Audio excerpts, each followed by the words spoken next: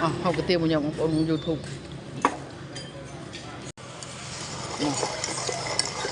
các bạn bánh kia mà để bán hộp cái tiêu thì là bán hộp một đòn chứ ngay nha